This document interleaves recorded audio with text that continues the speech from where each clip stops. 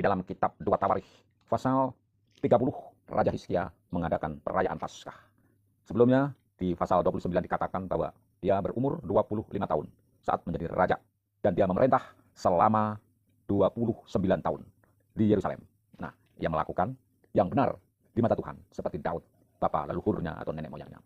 Dan yang dilakukan Hizkia antara lain menguduskan kembali rumah Tuhan, merayakan Paskah itu tadi, dan pada waktu selanjutnya adalah mengatur sumbangan untuk para imam dan orang Lewi. Perbuatan Hizkia di seluruh Yudea baik, jujur, dan benar di hadapan Tuhan. Dan dalam setiap usaha yang dimulainya untuk pelayanan terhadap rumah Allah, untuk pelaksanaan Taurat dan perintah Allah, Hizkia mencari Allahnya. Semuanya dilakukan dengan segenap hati sehingga berhasil. Nah, pada saat itulah terjadi suatu peristiwa yang sangat mengejutkan, di mana Yerusalem dikepung oleh Sanherib Raja Asyur. Nah, peristiwa-peristiwa yang menunjukkan kesetiaan Hizkia itu betul-betul diuji. Kesetiaan Hizkia itu kepada Tuhan. Tapi mengapa Tuhan tiba-tiba mengirimkan bala tentara asing untuk mengepung Yerusalem? Nah, dia Raja Asyur itu menyerbu Yehuda, mengepung kota-kota berkubu dan berniat merebutnya.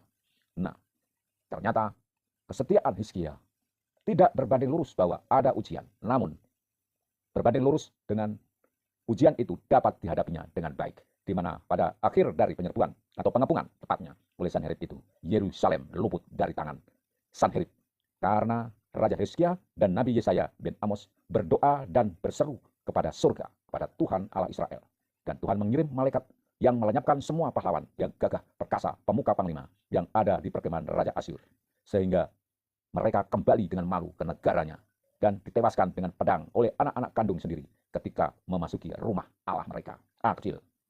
Tuhanlah yang menyelamatkan Hizkia dan penduduk Yerusalem dari tangan Sanherib, Raja Asyur, dan dari tangan semua musuhnya. Nah, saudara-saudara, Tuhan menyelamatkan mereka, dan ia mengaruniakan keamanan kepada mereka di segala penjuru. Banyak orang membawa persembahan ke Yerusalem untuk Tuhan, dan barang-barang berharga untuk Hizkia, Raja Yehuda. Sejak itu, ia diagungkan oleh semua bangsa. Nah, saudara-saudara, selanjutnya ada utusan Babel datang kepadanya. Raja-raja Babel datang menanyakan tentang tanda ajaib yang telah terjadi ketika itu Allah meninggalkan dia untuk mencobainya, supaya diketahui segala isi hatinya. Nah, ini terjadi ketika pada hari-hari Hizkia jatuh sakit sehingga hampir mati. Ia berdoa kepada Tuhan dan Tuhan berfirman kepadanya dengan memberi suatu tanda ajaib.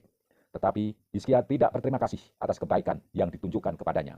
Ia menjadi angkuh sehingga ia dan Yerusalem serta Yudea atau Yehuda ditimpa murka. Nah, seorang yang sukses di dalam penyertaan Tuhan ternyata bisa jatuh di dalam keangkuhan, dan keangkuhan itu adalah pangkal dari dosa. Disitulah Hizkia ditimpa murka, namun kemudian ia sadar tentang keangkuhannya itu dan merendahkan diri bersama-sama dengan penduduk Yerusalem, sehingga murka Tuhan tidak menimpa mereka pada zaman Hizkia.